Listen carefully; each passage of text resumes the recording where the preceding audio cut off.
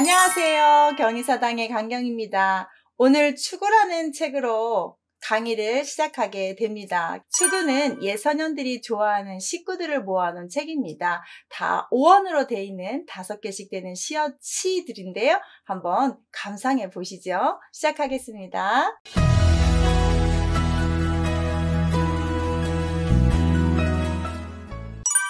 첫 번째 보실 것은 천고 1월명이라고 시작합니다. 5자씩 되기 때문에 끊어 읽기를 하셔야 되는데 5원은 2자, 3자를 끊어 읽으시는 것이 규칙입니다. 기억해 두시면 좋겠습니다. 천고 1월명, 지후 초목생, 출래 이화백, 하지 수엽청이 추구의 첫 구절입니다. 천고 1월명이라고 해서 2자씩, 3자씩 끊기 때문에 2자, 3자씩 해석을 하시면 됩니다. 다시 한번 읽어볼게요. 천고 1월명, 지후 초목생, 출래 이화백, 하지 수엽청입니다. 하나씩 한번 보겠습니다. 천고 1월명이요 라고 했습니다. 2자, 3자를 끊는 이유는 해석이 2자, 3자 되기 때문에 그렇습니다. 하늘천 높을꽃 나릴 달월 밝을명입니다. 시기 때문에 머리에 상상하면서 이 시가 느껴주는, 알려주는 그 의미를 좀 생각해 보시면 더 시를 감상하는 데 좋은데요. 하늘은 높고 해와 달은 밝다라고 해석하는 아주 기본적인 해석인데 끊어읽기만 하면 해석이 금방 되죠. 하늘은 높고 해와 달이 밝으며 지후 초목색입니다. 여기도 2자, 3자를 하시면 됩니다. 땅지 두터울 후 풀초 나무목 날생이니까 땅은 두텁고 풀과 나무들이 자라고 있구나, 생겨나고 있구나. 자, 하늘은 맑고 땅이 초목이 자라나는 그런 자연 환경을 읊고 있는 시어가 되겠습니다. 출래 이화백이요. 2자, 3자 하면 이것도 쉽죠. 봄, 춘, 올래, 배나무리, 꽃화, 흰백이니까 봄이 오니 배리, 배나무꽃, 배나무꽃이 흰색이구나. 봄이 오면 배나무꽃은 하얗게 피어나고 봄 오면 배꽃 피고 벚꽃 피고 요즘 철처럼 그런 거죠. 그래서 봄이 오니까 배꽃이 하얗게 피었구나 라고 하늘과 땅과 이제 봄이 와서 이렇게 예쁘게 핀 배나무꽃을 시어에 담았습니다. 하지 수엽청입니다. 또 2자, 3자 끊으시면 됩니다. 여름아 이를지 나무수 이벽 푸를청입니다. 여름이 오면 나무수 이벽, 나뭇잎이 푸르러집니다. 우리가 자연 환경이 그대로 이어지고 있지요. 하지 수엽청입니다. 이렇게 여름이 오면 또 나무가 우거지는 것을 하는 거죠. 그 다음 구절은 그럼 뭐겠습니까? 가을과 겨울이 나오겠죠. 네, 먼저 네 줄을 배웠으니까 네 구를 배웠으니까 정리 한번 해보겠습니다. 천고 1월명이요. 지후 초목생, 출래 이화백, 하지 수엽청이었습니다. 하늘은 높고 해와 달은 밝고 여기에서 보실 것은 뭐냐면 추구는 첫 구와 둘째 구 꼭 짝구를 이루는 대구법을 쓰는데요. 이것을 잘 보고 가셔야 됩니다. 하늘이 있었으면 땅이 있고 높다, 두텁다가 됐습니다. 해와 달이 있으면 나무와 초목이 있었고 밝다, 생겨났다로 합니다. 아래도 똑같습니다. 봄이 있고 여름이 있으면 왔다, 이르렀다로 해주고 이화, 백꽃, 나무, 잎사귀, 푸른색, 그다음 흰색, 푸른색 이런 식으로 대꾸를 아주 잘 지킨 시어의 규칙을 잘 지킨 구절입니다. 그래서 추구는 식구니까 이렇게 대꾸법이 있구나를 꼭 보시고 그런 묘미가 아주 좋거든요. 이 규칙을 잘 외우시면 여러분도 한 시를 지으실 수가 있습니다. 아주 쉽게 짓지는 못하지만 이렇게 기본적으로 대꾸를 하시게 되면 되는데요. 다시 한번 하늘은 높고 해와 달은 밝고 어려운 거 하나도 없죠. 땅이 두터우니 초목이 생겨나고 봄이 오니까 백꽃이 하얗고 여름이 되니까 나뭇잎들이 푸르르고 이렇게 되는 겁니다. 이제 가을을 좀 보시겠습니다. 출양 국황발입니다. 그 다음 동한 백설레입니다. 여기까지 이렇게 봄, 여름, 가을까지 식구가 됐죠. 달이 나오니까 월출 천개 아니고요. 산고지거두가 되겠습니다. 어떻게 되신지 아시겠죠? 구체적으로 한번 보죠. 출향입니다. 출향, 국황발. 가을이 서늘하게 왔습니다. 서늘한 가을이 오면 국화가 노랗게 피어납니다. 이제 가을 분위기가 물씬 나죠. 19절만 봤는데도 어떤 계절인지 아시겠죠? 그래서 가을이 서늘하게 오니까, 서늘한 가을이 되니까 국화꽃이 이제 그 설이 맞으면서 더 예쁘게 피었습니다. 빤발했다라고 했습니다. 동한 백설레입니다. 이제 겨울이 됐죠. 겨울인데 어떤 겨울이에요? 차가운 겨울입니다. 차가운 겨울이 오니까 하얀 눈이 내렸습니다. 겨울이 오면 흰 눈이 내린다. 자연환경을 그대로 표현했죠. 자, 봄 했고, 여름 했고, 가을 했고, 겨울 했습니다. 이제는 달 이야기가 나옵니다. 월출천계안입니다. 얼마나 멋진 표현인지 한번 보십시오. 달이 뜨니까 하늘이 하늘의 눈이 뜬 것 같이 보인다. 하늘이 열렸다. 눈 뜨는 것처럼 보였다라고 합니다. 참 멋진 표현이죠. 밤하늘에 달이 하나 떴는데 꼭 그게 하늘의 눈동자처럼 보인다고 표현을 한 거죠. 달이 뜨면 하늘의 눈은 뜨고 라고 했습니다. 하늘의 눈이 열리고 달이 뜨니 하늘의 눈이 열린 것 같고 이렇게 해석하시면 되겠죠. 그 다음이요. 산이 높으니 땅이 머리를 드는 것 같구나. 산이 높으니 땅이 머리를 든 것 같다. 산이 폴딱 이렇게 나 있는 장면이 꼭 땅이 고개를 들어서 폴뜩 세워져 있는 모습처럼 보인다는 걸 어쩌면 이렇게 표현할 수 있는지. 산이 높으면 땅이 머리를 들어서 폴딱폴딱 이렇게 있는 것처럼 보인다는 표현이죠. 자, 모아서 한번 보면 더 멋집니다. 출향, 국황발이었고요. 동한, 백설레였습니다. 아까 봄, 여름, 가을의 연장선 같습니다. 어떤 가을이냐? 서늘한 가을이에요. 어떤 겨울이냐? 추운 겨울입니다. 꾸며졌죠? 자, 노란색 국화, 하얀색 눈, 그 다음 피었다, 내렸다 이렇게 표현을 한 거죠.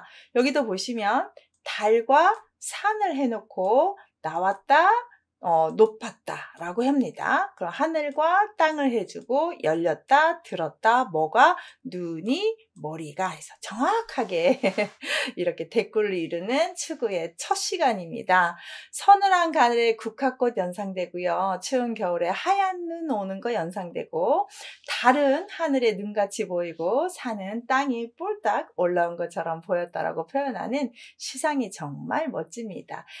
오늘 추구 구절은요. 인심 조석변입니다. 그 다음 산색 고금동이요.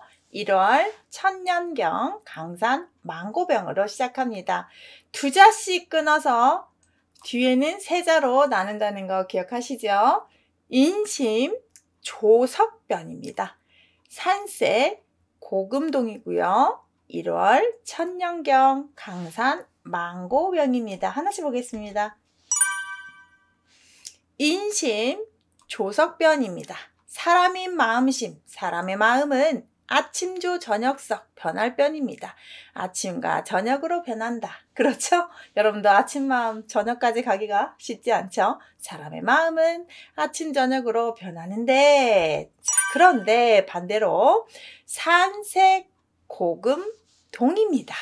산의 색깔은 옛날이나 지금이나 같구나 라고 써 있습니다. 너무 쉽죠?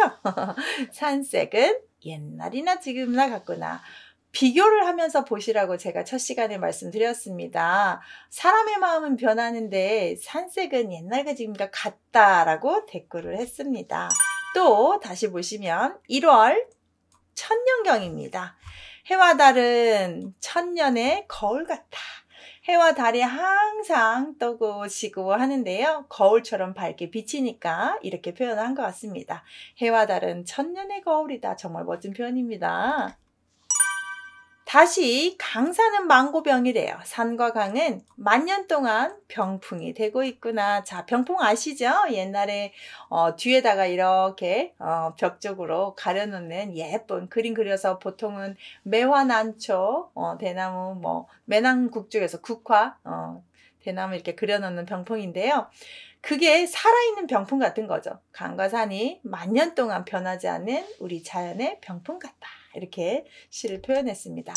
자연을 읊었어요. 먼저 댓글 한번 보시죠. 인심 조석변, 산색 고금동, 1월 천년경 강산 망고변이라고 했습니다. 사람의 마음, 산의 색깔. 됐고죠?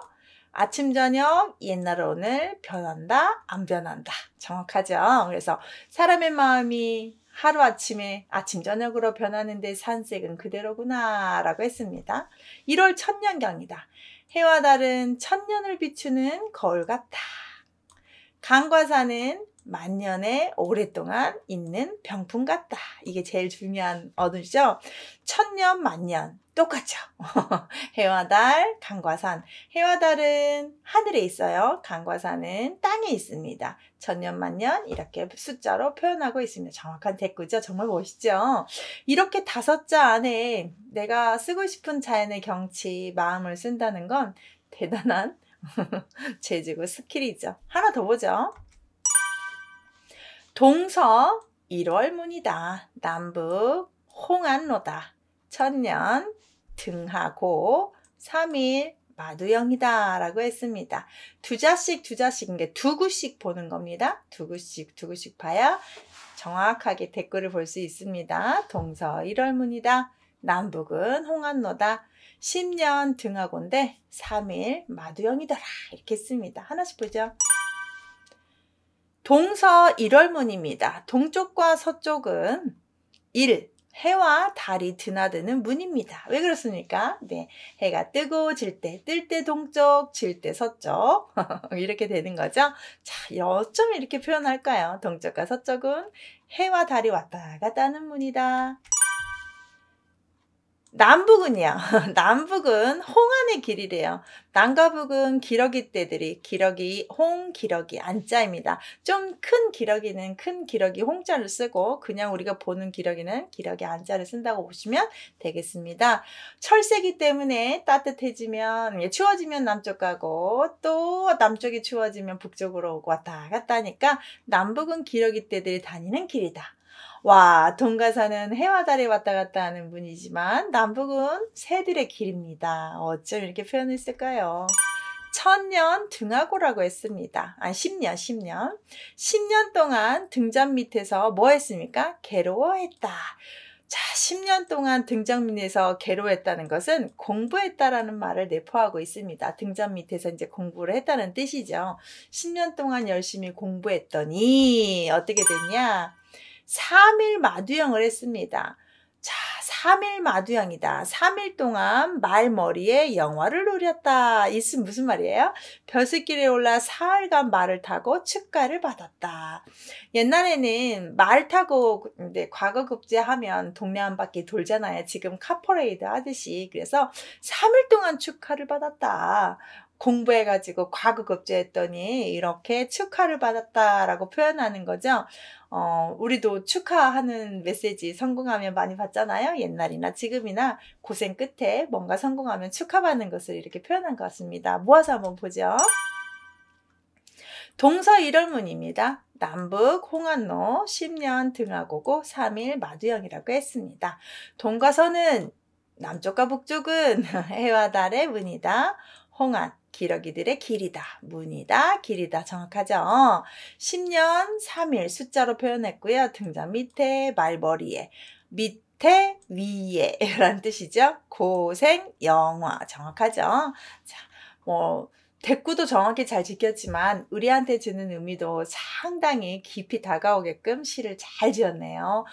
오늘 배우신 추구 3번째 시간에 배우실 구절은요. 1일 부독서 구중 생형극 많이 들어본 구절이 나왔습니다. 강산 망고주 인물 백년빈이다 라고 했습니다. 일일 부독서면 그중 생형극이다. 유명한 구절이죠. 예, 안진근 의사가 옥중에서 썼던 글귀인데 아마 추구해서 있던 구절을 그대로 쓰신 게 아닌가 싶습니다. 그런데 우리는 보통 안진근 의사가 했던 말이다 라고 많이들 기억하십니다. 강산망고주, 인물 백년빈. 이렇게 하나씩 다시 보죠.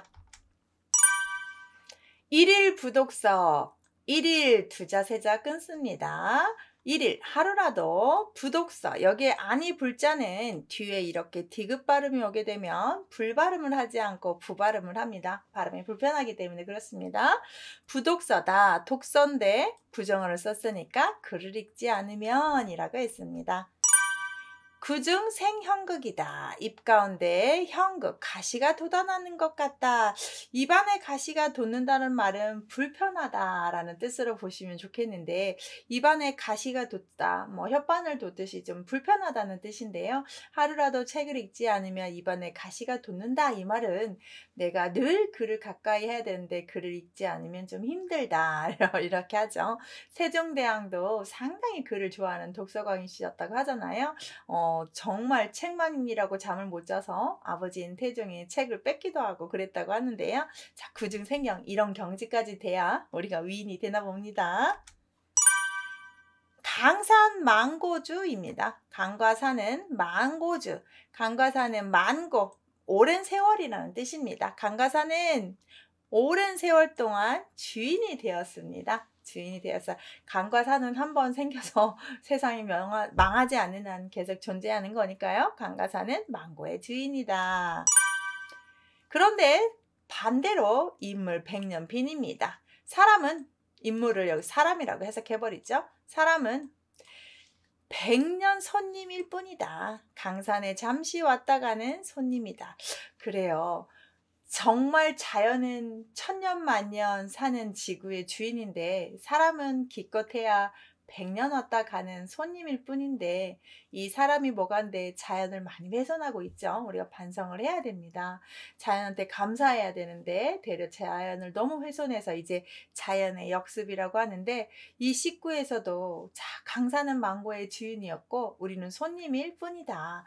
왔다 가면서 후손에게 잘 남겨주고 가는 것이 먼저 온 사람들의 또 임무가 아닌가라는 생각을 하게 되는데요. 식구만 봐도 얼마나 대단한 우리 소년들의 지혜가 있는지. 자, 100년 동안 왔다 가는 손님일 뿐입니다. 기껏 100년입니다. 자, 부점 모아서 보겠습니다. 일일 부독서면 그중 생형극이다. 정확한 댓글로 이렇게 표현합니다. 아니다, 생겨났다. 독서다, 형극이다. 이렇게 됐고요. 강산만고 100년, 인물 100년 빈입니다. 정확하게 치구가 모두 대꾸들이 되는 글귀만 모았기 때문에 잘 보시면 재미가 많아요. 강과 산, 인물, 대꾸되죠? 만년, 백년. 그래서 주인이냐, 손님이냐, 결론을 정확히 냅니다. 그래서 우리가 좀 느끼는 게 많네요. 독서를 좀 해야 된다는 거, 자연을 훼손시키지 않아야 된다는 거. 다시 하나 또 보죠. 아쉽죠? 하나 더 보겠습니다. 춘북, 추남한, 조서, 모동홍입니다. 1월 농중조요. 건곤 수상평입니다. 춘북, 추남안, 그쵸? 조서, 모동홍, 1월 농중조, 건곤 수상평이다. 어쩜 이렇게 쓰는지 하나씩 보겠습니다. 자, 춘북, 추남안입니다. 봄에는 북쪽, 가을에는 남쪽으로 누가 가요? 기러기가 갑니다. 그렇죠. 따뜻해지면 올라오고 추워지면 내려가니까. 조서 모동홍입니다. 아침에는 서쪽에, 저녁 되면 동쪽에 뭐가 떠요? 무지개가 뜹니다. 이제 그 해질녘쯤 되면 동쪽에, 아침에는 서쪽에 이렇게 반대편에 무지개가 뜬다고 표현을 한 것 같습니다. 1월 농중조, 정말 이게 멋지던데 해와 달 자주 등장하죠. 지금 해와 달은 새장 속에 있는 새 같다. 우주를 하나의 새장으로 보면 해와 달은 거기에서 계속 맴돌고 있는 새처럼 보이는 거죠. 우주 관점에서 보면 해와 달은 아주 작은 미미한 하나의 그런 것처럼 보면서 새장 속에 있는 새와 같이 계속 갇혀 있는 자연 미물로 보는 것 같아요. 해와 달은 새장 속의 새 같다. 건곤수상평이다. 그럼 뭐냐? 우주에서 보면 하늘과 땅의 움직임은 물 위에 떠 있는 부평초 같이 얇게 떠 있는 것 같은 하나의 막에 불과하다. 정말 우주라는 관점에서 보면, 그러면 여기에서 해와 달은 새같이 그냥 갇혀 있는 뭐 하나의 미물이고, 하늘과 땅은 물에 떠 있는 부평자 같은 얇은 존재라면 거기에 사는 인간은 무엇인가요? 개미죠, 개미. 이렇게 사람의 미물이 작다는 걸 또 하나 자연의 이런 식구에서도 느껴지는데요. 모아보죠. 자, 춘북, 추남한, 동서, 모동홍이고 1월 농중조예요. 건건수상평입니다. 자, 봄에는 북쪽으로 가고 가을에는 남쪽으로 가는 기러기.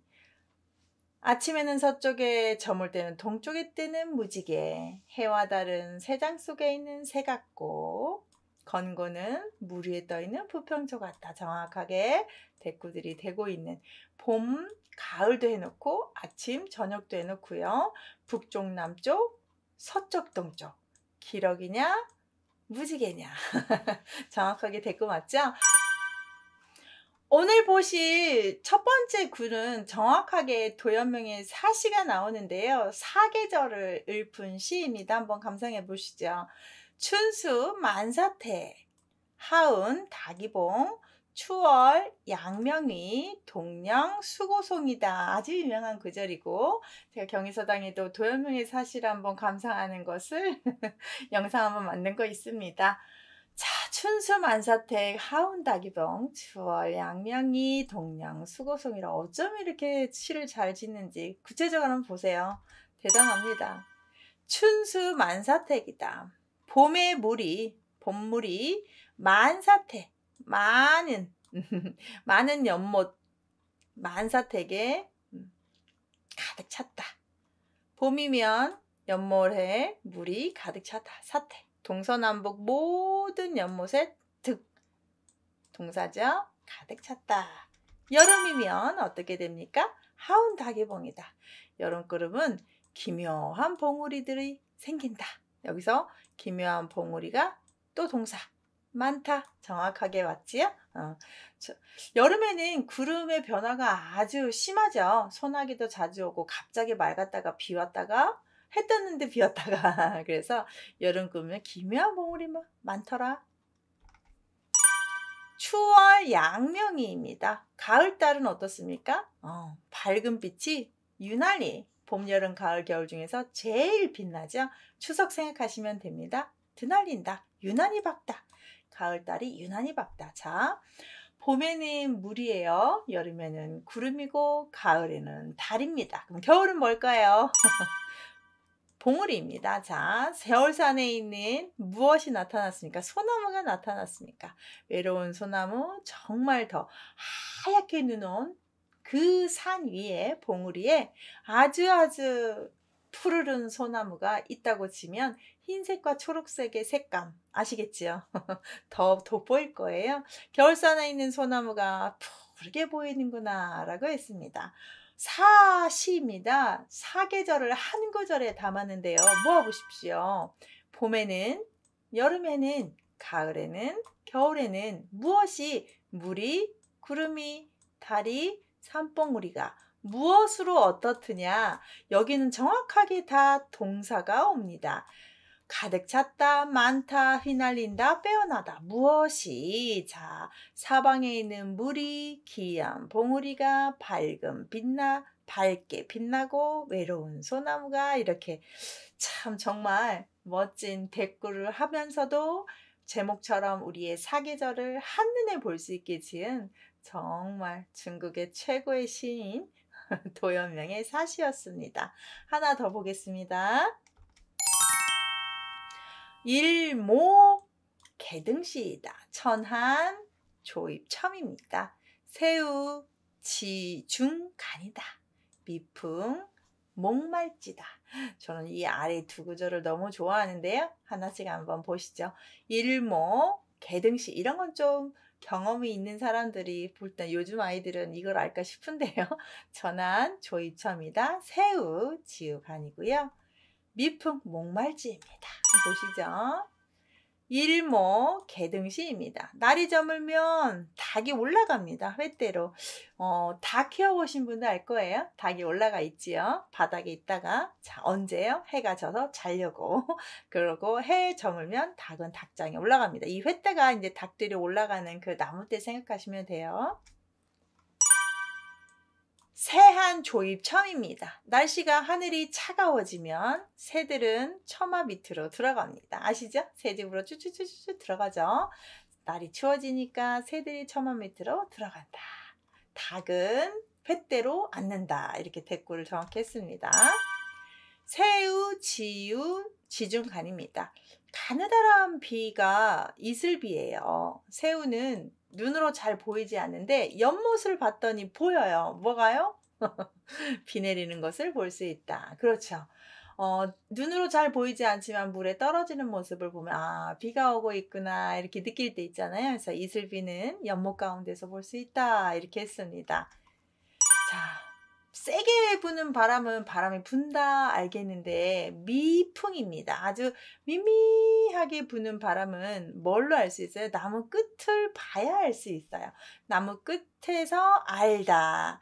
미풍은 작은 바람은 나무 끝에서 알 수 있었다.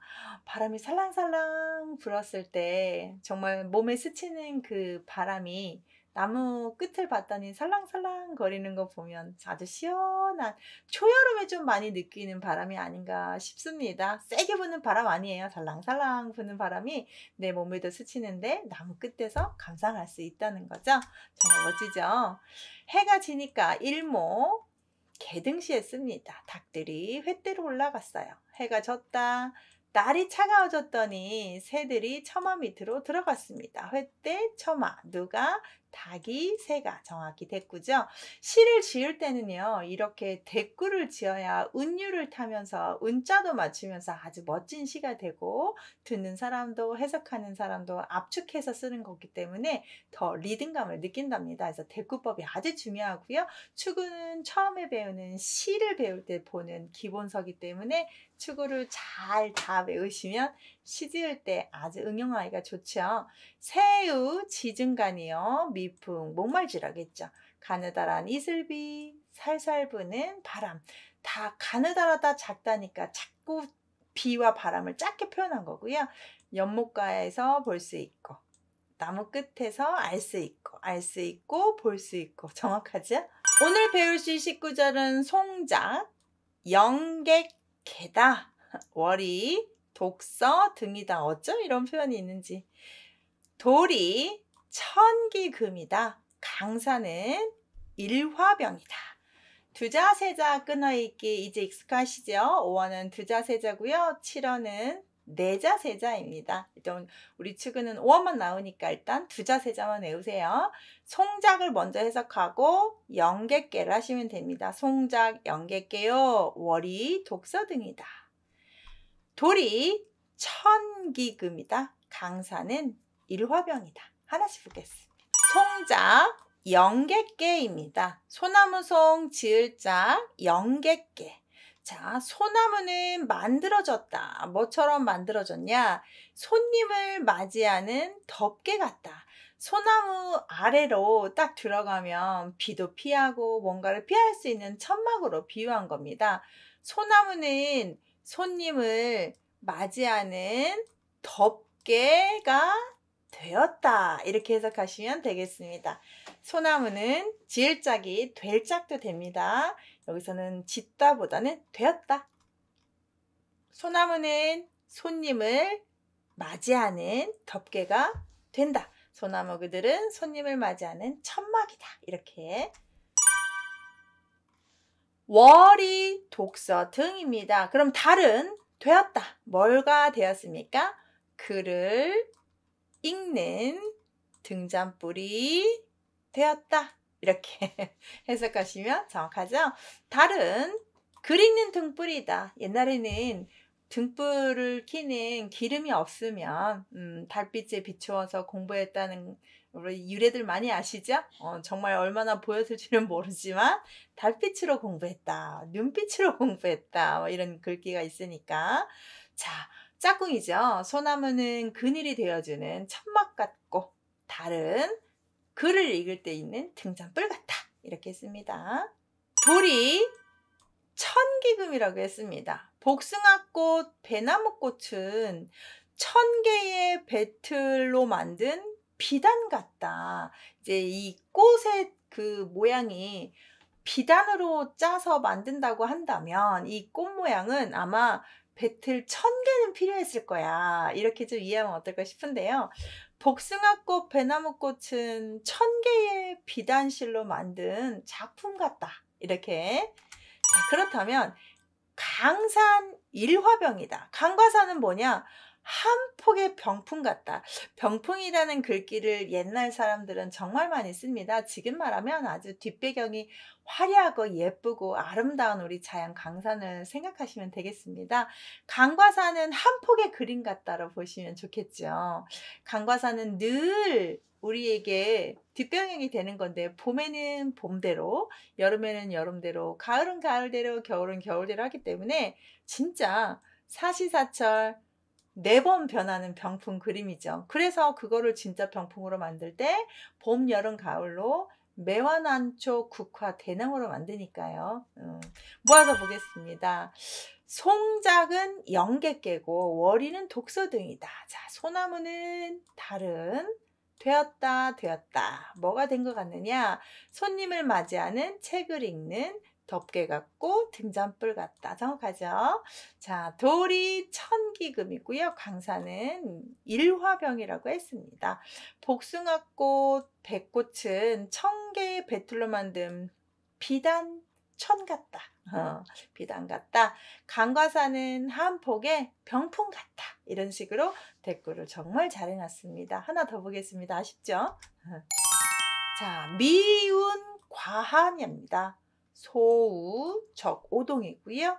학문, 천재보요, 단물, 일조진이다. 아주 유명한 구절이 이거죠. 자, 미운, 과한이요. 소우, 적오동이다. 학문, 천재보요, 탐물, 일조진이다. 라고 했습니다. 하나씩 보자. 미운, 과하한입니다. 아주 작은 그림을 예쁘게 솜털구름이라고 해석을 하면 어떨까요? 솜털구름은 이때 당시에 이 한은 다 강하는 황하강을 뜻합니다. 황하강의 한수, 황하강의 간이요. 하하는 황하강, 한나라에 있는 강이니까 예, 황하강을 지나가고 작은 솜털구름이 강가 위를 지나갑니다. 소우적오동입니다. 드물게 오는 비니까 왔다가 안 왔다가 하는 비는 뭐예요? 그렇죠. 소나기입니다. 소나기는 오동나무를 물방울 적자, 물방울 오동잎을 적시는구나 라고 했습니다. 자, 구름은 강 위를 이렇게 지나가고, 네. 그다음 소나기는 잎들을 촉촉하게 적셨다. 이렇게 자연을 한번 읊었죠. 다시 다른 색깔이 다른 또 댓글 그린 거예요. 학문 천재보요. 여기서 좀 시를제가 해석이 바뀌어야 됩니다. 해년자하고 똑같은 해제로 해석을 합니다. 원래 시를제는 차에다가 술에다가 짐을 실탄데 여기서는 해제로 해석이 합니다. 1년이라는 뜻입니다. 그래서 천재는 천년으로 해석하시면 되겠습니다. 학문, 글을 배운다는 것은 1000년 동안 하는 1000년이나 가는 보물이다.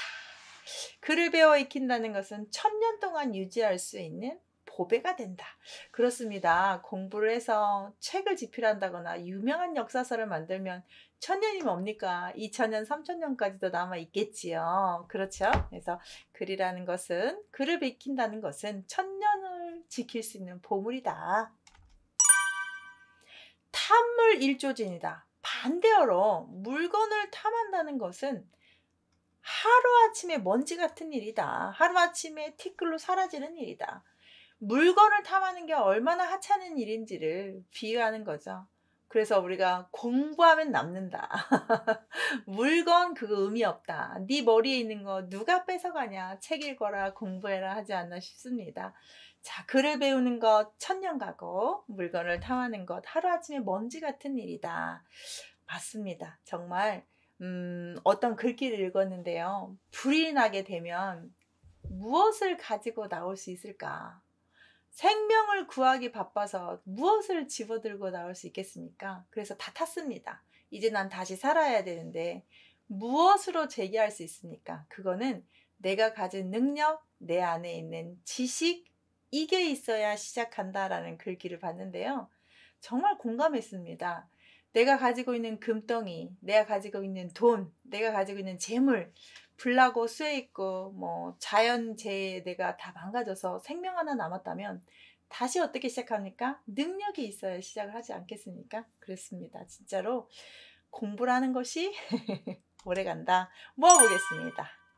자, 미훈 과하한입니다. 솜털 구름은 황하강을 지나간다.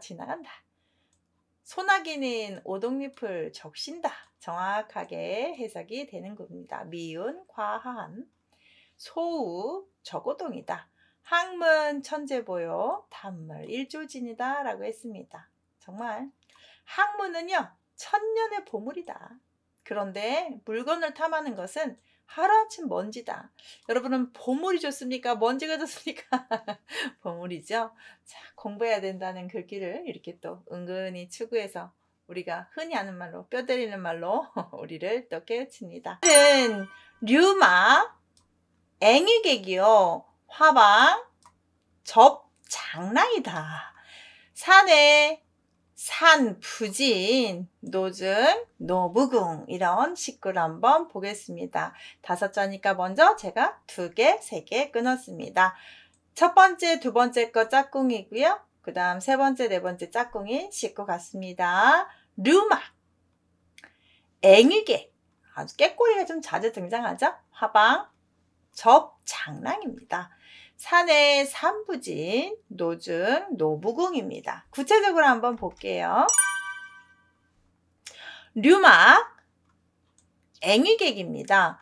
버드나무가 장막을 치듯이 많이 이렇게 우거진 버드나무엔 이 꾀꼬리들이 손님이 되었습니다. 손님이 되었다. 동사입니다. 꾀꼬리들이 막 왔다는 거죠. 네, 버드막엔 버드나무 밑으로 꾀꼬리들이 왔어요. 그리고 꼭 손님이 온 것처럼. 그쵸? 새들이 거기 살지 않고 왔다 갔다 하니까. 또 한번 보죠. 화방, 접장남, 남편남, 사내랑입니다. 화방입니다. 꽃방엔, 꽃이 활짝 핀 꽃방엔 누가 옵니까? 나비가 신랑이 되었다라고 했습니다. 버드나무에는 이제 막 깨꼬리들이 왔고 꽃에는 나비가 날아드는데 꽃은 예쁜 아낙네 같은 아내이고 신랑이 나비가 돼서 왔다. 이렇게 정말 꽃방에 나비가 신랑이 되어 왔네 이렇게 표현을 했네요. 정말 예쁘네요. 산에 산부진이요 라고 했습니다. 산 밖에 산이 다 하지 않더라. 이 말은 산 밖에 산이 끝이 없다. 산을 넘어도 끝이 없다. 담이 없다. 산 뒤에 또 산이 있고 또 산이 있다. 이렇게 표현이잖아요. 산 밖에 산에 끝이 없다. 담이 없다니까 첩첩산중 넘고 해도 끝이 없다. 산을 멀리 이렇게 겹겹이 있는 산들을 묘사합니다. 이제 길을 봅니다.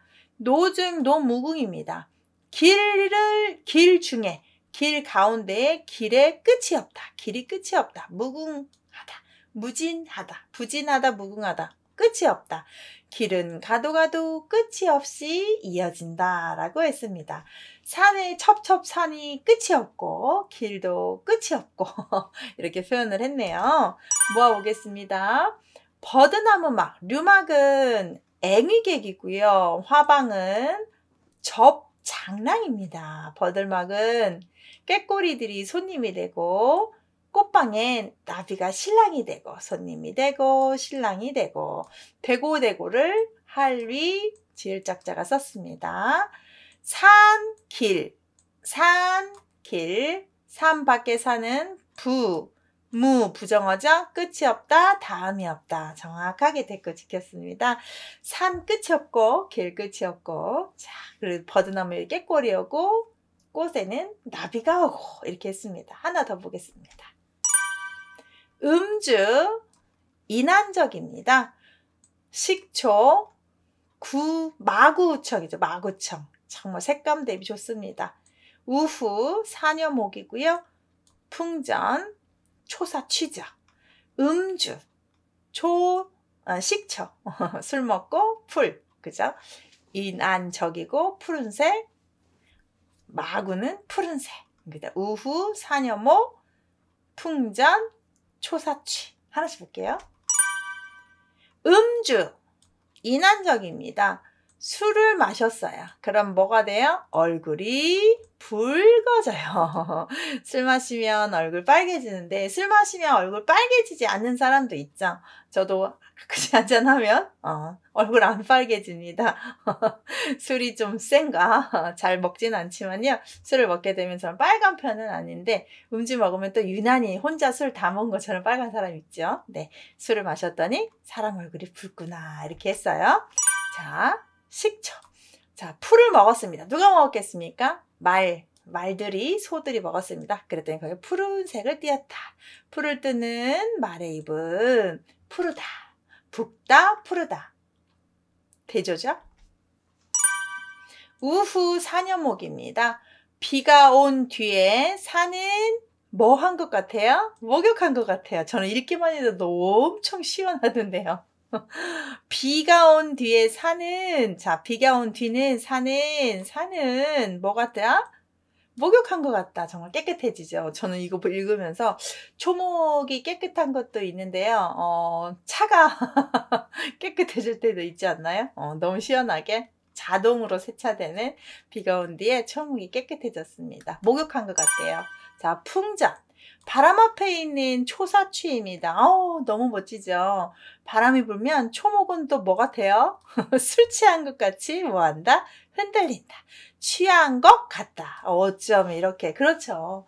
바람 불면 초목이 얼마나 흔들리니까 그걸 꼭 취해서 흔드는 것처럼 표현을 했습니다. 모아봤습니다. 음주인 안적이다. 식초, 마구청이다. 우후, 사녀목이고요. 풍전, 초사취입니다. 술을 먹었더니 사람 얼굴이 붉어지고, 풀을 먹었더니 말잎이 부러지고, 사람, 말 비교됐죠? 얼굴이, 입이 정확해요. 이것도 두 개씩 짝꿍하게 되었습니다. 비가 온 뒤에 산은 뭐뭐 같다. 목욕한 것 같다. 바람 앞에 있는 풀들은 취한 것 같다. 같을사, 같을려. 비, 바람, 뒤, 앞, 산, 풀, 목욕, 취하다. 이제 잘 보이시죠? 근데 추구 어떤 시 나와도 보실 수 있겠습니까? 너무 멋지죠? 오늘 배우실 건 화소, 성미청, 두자, 세자 끝습니다. 조제, 누, 난간.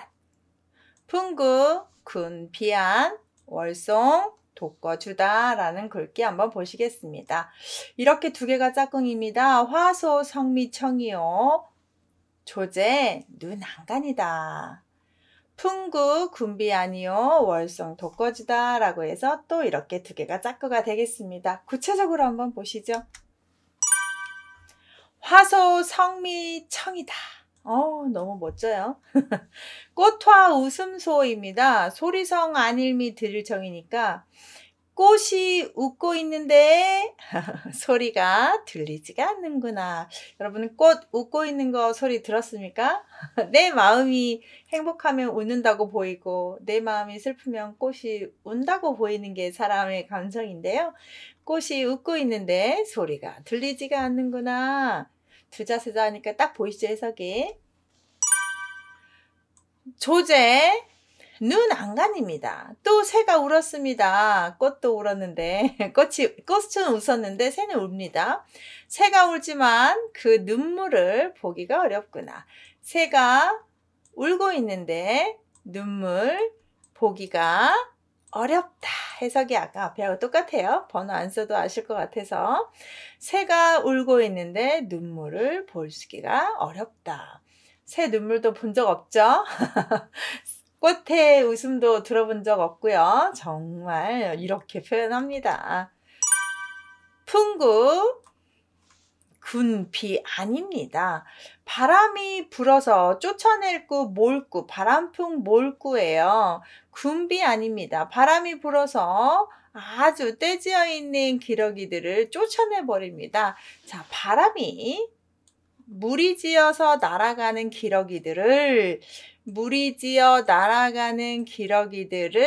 다섯 번째 몰아내버린다. 동사 마지막으로 하시면 좋겠네요. 바람이 무리로 날아가는 기러기를 쫓아내는구나. 자, 또 월성 독거주입니다. 달이 보냅니다. 누구를 보내냐? 달이 보냅니다. 홀로도 갈 것 배주. 홀로 2번이겠네요. 홀로 떠나는 그 배를 5번 보내는구나. 혼자 달빛 아래 홀로 가는 배를 전송 보내주는구나.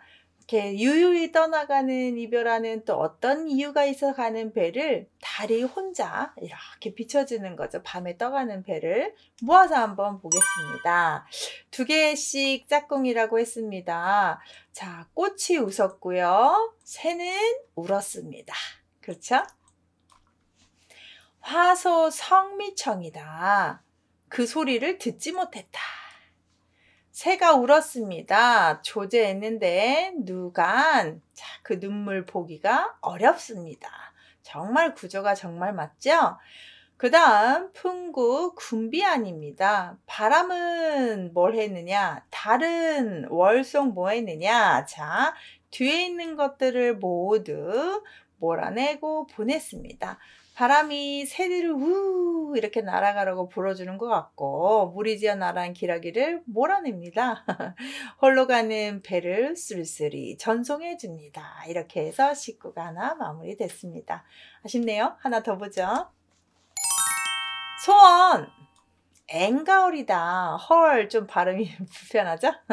이런 한자 있습니다. 자, 장문 전무다라. 또 하나는 풍창 등이멸입니다. 워로 몽난성입니다. 두자 세자 꼭 끊으시면 편합니다. 소원해주고 숨 한번 쉬시고 앵가헐 장문 전무다 풍창 등이멸 워록 몽난성이다. 2개씩이 꼭 달하고 바람이 계속 짝꿍되는 거 보이시나요? 길다 작다 길다가 됐습니다. 하나씩 보시면 더 구체적으로 소원 앵가허리다. 작은 정원에 아름다운 꾀꼬리 노랫소리가 쉬어가는 곳입니다. 그래서 작은 조그만한 정원은 아름다운 꾀꼬리가 노래하며 쉬는 곳이다. 쉬는 곳이다. 그렇다면 장문 전무다다. 긴 문들마다 아주 그냥 문들이 쭉 있는 그 문마다 춤을 추는 나비가 많다. 집집마다 이렇게 막 나비가 지금은 나비 보기가 쉽지 않은데요. 옛날에 많았잖아요. 그래서 대문마다 나비떼가 있구나 이렇게 보시는 겁니다. 또 하나 보겠습니다. 풍창 등이멸이다. 창문에 바람 부는 창문에 또 바람이 불면 등잔불이 쉽게 꺼져 버립니다. 그쵸? 네, 창문에 바람 불면 바람이 불어오는 창문이면 이렇게 창문에 바람이 불면 등잔불이 쉽게 멸합니다. 워록 목난성입니다. 집에 밝은 달빛이 비추면 꿈꾸기가 어렵습니다. 그쵸? 요즘도 등불을 좀 끄고 주무셔야 숙면을 취한다고 하잖아요. 어둡게 해야. 근데 집에 밝게 비치면 깊은 잠을 들기가 힘드니까 좋은 꿈을 꿀 수가 없었나 봅니다. 모아서 한번 볼게요. 소원 작은 동산은 꾀꼬리들이 노래하면서 쉬는 곳 긴 물내는 춤을 추는 나비가 많다 이런 식으로 대꾸를 했습니다. 자, 바람 부는 창가에 등불이 쉽게 멸 꺼져버리고 달빛 뜨는 집에는 꿈꾸기가 어렵습니다. 그래서 멸하다, 없어지다, 이루다, 쉽다, 어렵다, 등잔, 꿈 정확하게 또 이렇게 반대어로 대꾸를 이루고 있는 특징을 보입니다. 후식 추구 구절은 백로 천점설입니다. 드자세자 보시죠. 황행 일평금입니다. 두 개가 짝꿍입니다. 동서 기말리 남북 불능척입니다. 이렇게 보시면 되겠습니다. 백로 천점설 황행 일평금. 옛날 사람들은 깨꼬리를 정말 좋아한 것 같아요. 동서 기말리 남북 불능척입니다. 구체적으로 한번 보시죠. 백로 천점설입니다. 하얀 백로는 1000개의 점으로 눈으로 만든 것 같다. 흰 눈으로 몸을 치장하는데 이 흰 눈이 많다는 표현을 천점, 1000개의 흰 덩어리로 이렇게 조각한 것처럼 만든 것처럼 뽀얗고 하얗고 했나 봅니다. 백로는 흰 눈으로 몸을 치장한 것 같다. 황행 일편금입니다. 누런 꾀꼬리는 황금 한 조각으로 만든 것 같습니다. 멀리서 봤더니 노란 황금 이렇게 황금 덩어리 하나 있는 것처럼 보였나 봅니다. 누른 꾀꼬리가 한편에 금으로 만든 꾀꼬리처럼 노란색 꾀꼬리는 황금 덩어리다. 이렇게 표현을 했네요. 자, 동서기말리입니다. 동쪽과 서쪽은 몇 말리일까? 옛날 사람들은 과학이 발달을 아직 안 해서 궁금했을 것 같아요. 그럼 남북도 궁금했겠죠? 남북 불능척이다. 남북은 자청, 자로 불능 못 잴걸? 길이를 잴 수 없다는 걸 이렇게 좀 표현을 한 것 같아요. 좀 쉽죠? 이번에는 모아서 한번 보죠. 두 개가 짝꿍입니다. 백로, 천점설, 황행, 일평금입니다. 흰 백로는 천점의 눈으로 된 것 같고 누런 꾀꼬리는 한 조각의 황금 같고 동서는 몇 말리인가? 남북은 못 잴걸? 이런 식으로 간단하게 대꾸를 좀 했던 19절을 봅니다. 이제 정말 유명한 구절 한번 보겠습니다. 오늘이 진짜입니다. 이거는. 자, 오늘은 이게 정말 멋진데요. 자, 구주 매화락이요. 개행 주겹성이다. 정말 멋져요. 죽순 황독각이고요. 거라 소학원입니다. 어쩌면 이렇게 썼는지. 구주 매화락이요. 개행 주겹성이다. 유명한 구절이죠.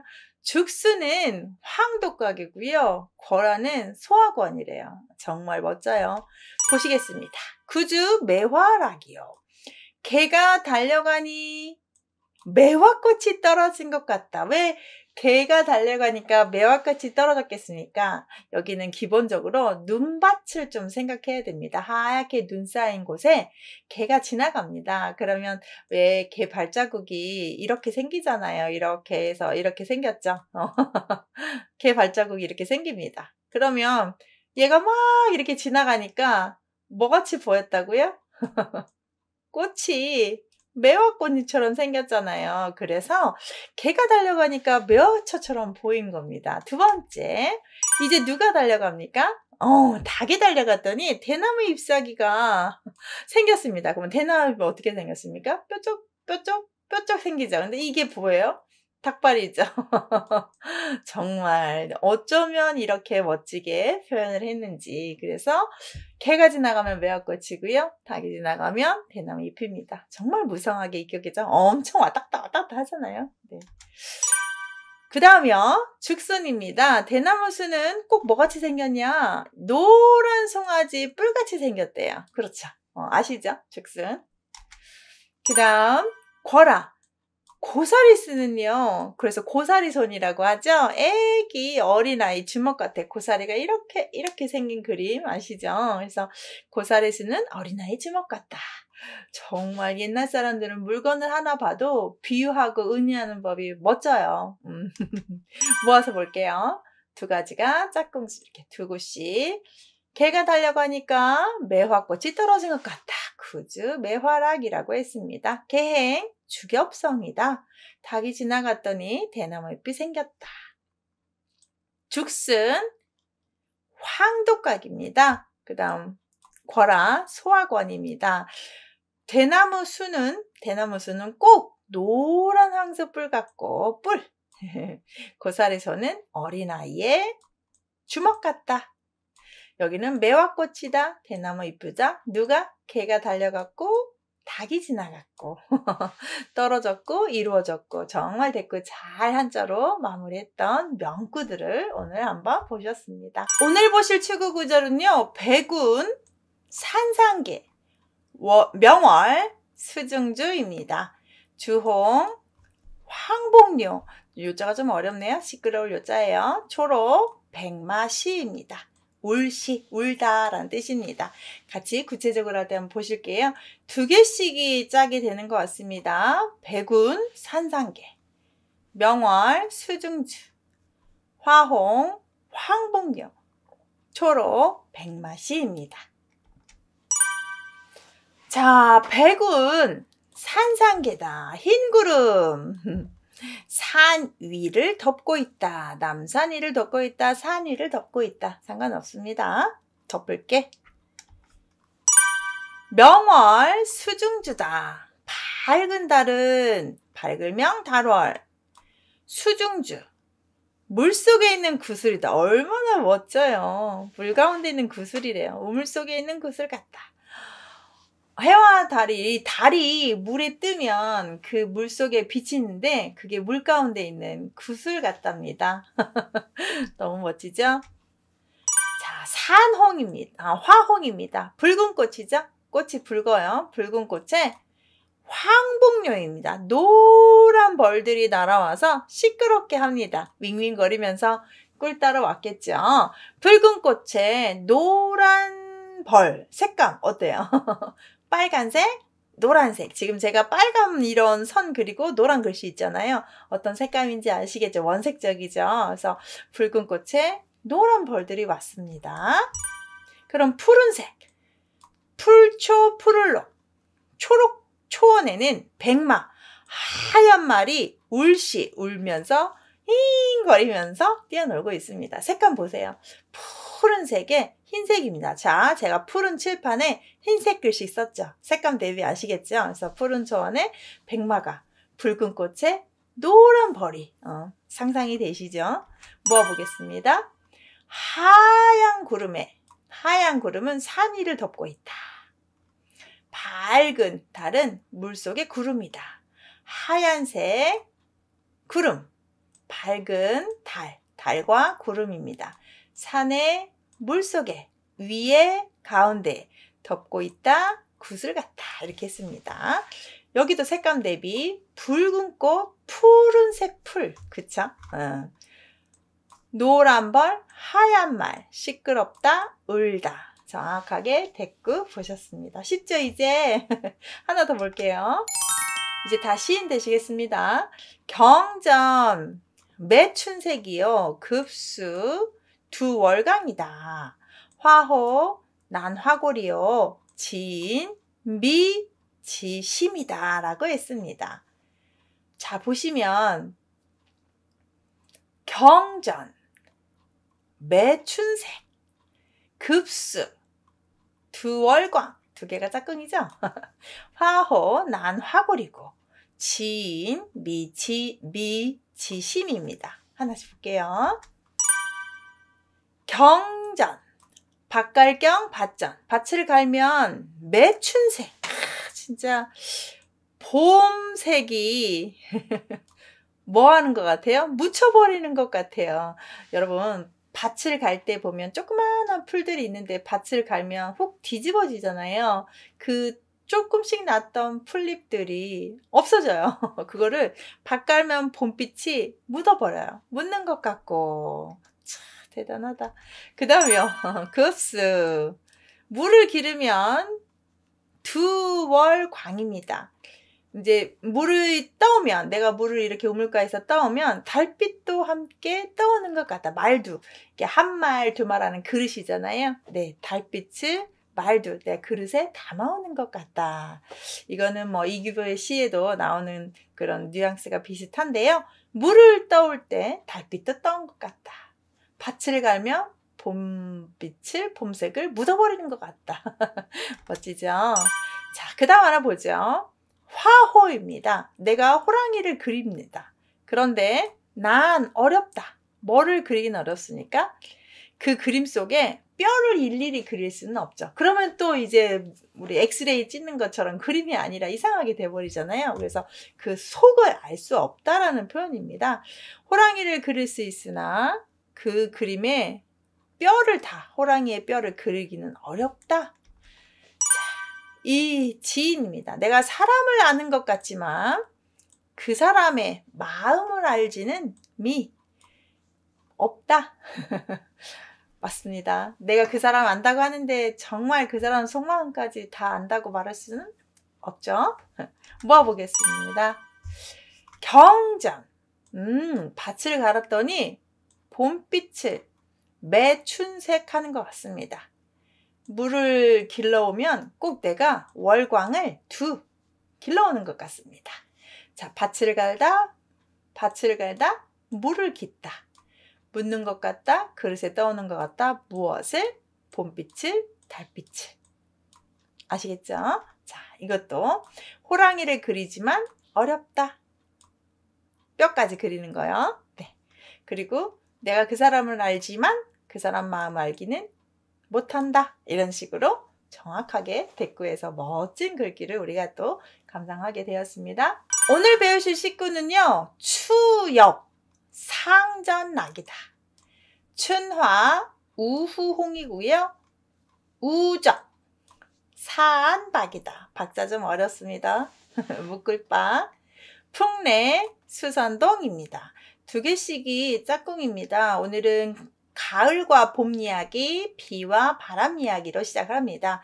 추엽 상전낙이고요. 춘화 우후홍입니다. 우적 소안박이고요. 풍래 수선동입니다. 구체적인 해석 알려드릴게요. 추엽 상전낙이다. 가을 나뭇잎입니다. 가을추 이엽은 상전낙, 서리 앞전 떨어질라.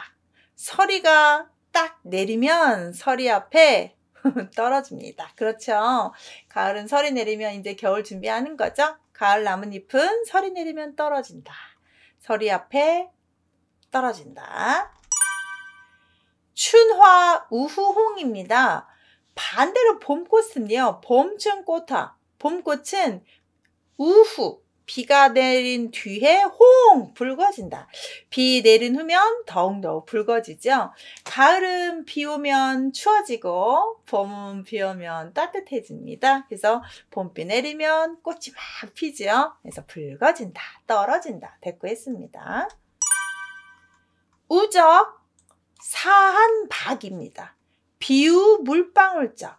비가 물방울 지면서 내리면 사안 백사장의 모래가 뭉치게 된다. 사안. 모래에 그 얼굴이 있다고 비유를 한 거잖아요. 묶을바. 이렇게 몽글몽글 비 오면 모래가 뭉치는 거. 그래서 비가 물방울 지게 내리면 모래사장에 백사장에 모래가 박 묶이게 된다. 이렇게 뭉쳐진다. 표현이 좀 특이하죠. 풍래. 바람이 불면 바람풍 올래. 수선동이다. 물이 먼저 움직인다. 그렇죠. 바람이 불면 물결이 움직이죠. 바람이 불면 나뭇가지 흔들리고요. 모아서 한번 볼까요? 추엽 상전낙이다. 춘화 우후홍이다. 두 개씩입니다. 우적 사안박이다. 풍래 수선동이다 라고 표현했습니다. 가을의 나뭇잎들은 서리 앞에 떨어진다. 봄꽃들은 비 앞에 붉어진다. 됐죠? 앞이다 뒤다 정확하죠? 서리다 비다 잎사귀 꽃. 자, 우적 비 물방울 지면 백사장이 있는 모래들이 몽글몽글 뭉치고 바람이 불면 물이 먼저 움직이고, 뭉치고, 움직이고, 정지, 움직임. 이렇게 표현을 한 걸로 보시면 되겠습니다. 하나 더 볼게요. 취화, 여순첨입니다. 그 다음 탈변, 승두원입니다. 중승. 그래서 두 개를 좀 보셔야 될 것 같아요. 천경, 서북변이고요. 집이 동남계입니다. 하늘과 땅을 비교했네요. 취화, 여순첨, 탈변, 승두원, 천경, 서북편, 집이 동남계입니다. 한번 보죠. 취화, 불을 부는 여자가 있었습니다. 후후 부는 거예요. 여자가 불을 후후 불었더니 여자 입술이 어떻게 됐어요? 뾰족해졌어요. 불꽃을 부는 여자 입술이 뾰족해졌어요. 뾰족해졌어요. 탈변, 고깔모자를 벗은 중머리는 동그래요. 뾰족하다, 동그랗다 됐고 보이시죠? 중들이 춤출 때 쓰는 고깔모자 아시죠? 그것을 벗었더니 중의 머리가 둥글죠. 그렇죠. 머리를 다 밀었으니까 뾰족하다, 둥글다로 표현을 반대어로 보고 있습니다.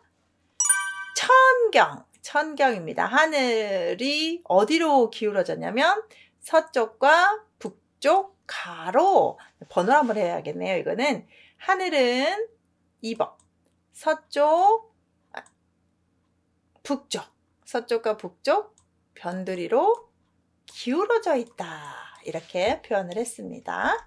그랬더니 집이 동남경이다. 그러면 땅은 어떻게 되냐? 땅은 동쪽과 남쪽 경계로 낮아져 있다.